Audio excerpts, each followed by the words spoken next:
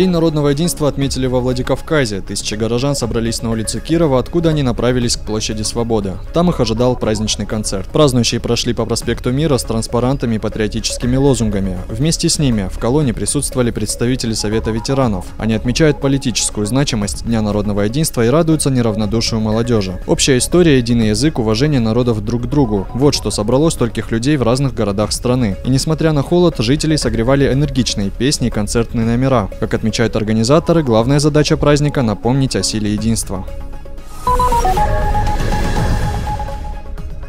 В честь празднования Дня народного единства во Владикавказе, как и во многих других регионах страны, стартовала акция «Ночь искусства». Национальный музей первым распахнул свои двери для посетителей. Показать, как сегодня сохранилось культурное наследие астинского народа – главная задача организаторов выставки. Всех, кто пришел в этот день в музей, ожидал мастер-класс по вышивке золотыми и серебряными нитями и плетению платков. На экспозиции представлены работы учеников Залины Дауровой. Они соседствуют с произведениями искусства, которые хранятся в фондах Национального музея. Далее праздник продолжился выступлением оркестра народных инструментов под руководством Олега Ходова. К акции «Ночь искусства» присоединились и другие музеи – Владикавказа, Ордона, Дегары, Моздока. В течение нескольких дней в них пройдут мастер-классы, выставки и конкурсы. Я хочу подчеркнуть, что в этих акциях, именно вот в организации этого мероприятия участвует именно молодежь. Именно молодые ребята показывают мастер-класс, как вы видите. Именно молодые проводят дефиле.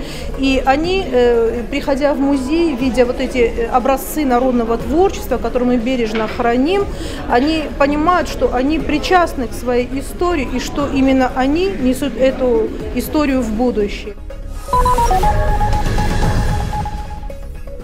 Азамат Битиев вошел в состав сборной России по регби. На данный момент наш спортсмен является единственным представителем Северной Осетии, который был вызван в сборную страны. Отметим, Битиев начинал свой спортивный путь в родном Владикавказе в составе регбийного клуба «Сарматы». Распад команды заставил нашего земляка перейти в красноярский клуб «Красный Яр», откуда он был отдан в аренду в новокузнецкий «Металлург», где сразу стал лидером команды. Набираясь опыта от матча к матчу и показывая зрелищную игру, Битиев заслужил внимание тренерского штаба национальной сборной. Дебютировать Азамат Битиев сможет 8 или 15 ноября, когда Россия будет проводить товарищеские матчи против сборной Гонконга.